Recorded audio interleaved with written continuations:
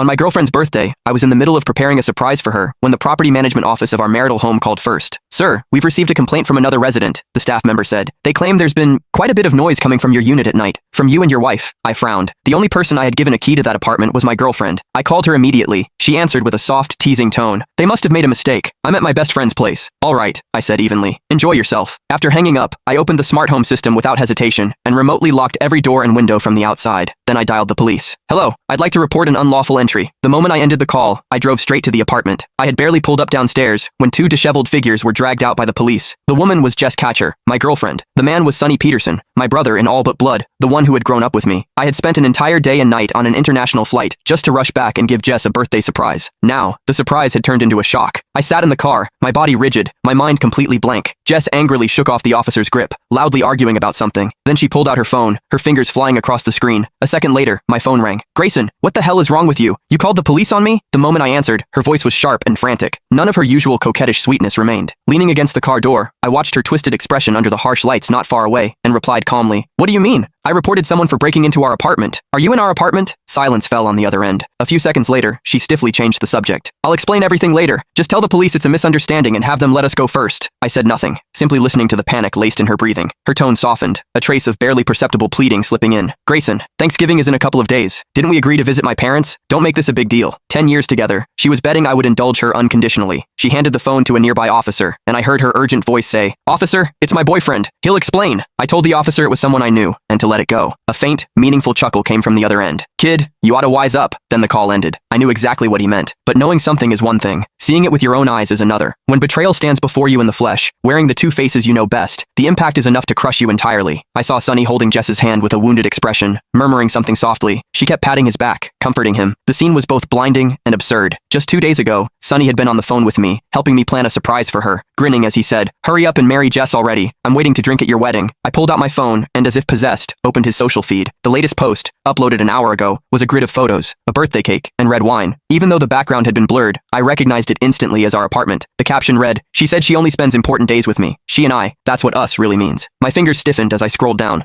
Last holiday, Jess had told me she had to work overtime on a last-minute project, pulling an all-nighter. On Sonny's feed, there were two intertwined hands, fireworks lighting up the riverside behind them. On the woman's wrist was a small red mole, one I knew all too well. On the last Valentine's Day, Jess had said her best friend was heartbroken and needed company. Sonny had posted a photo of 2 movie tickets, before sunset, with the caption, Watching an old film with the one I love. And then there were the 14th of every month, when Jess always found one excuse or another to avoid seeing me. So that was where she had been, with Sonny. What else was there left not to understand? Not far away, the police seemed to finish lecturing them.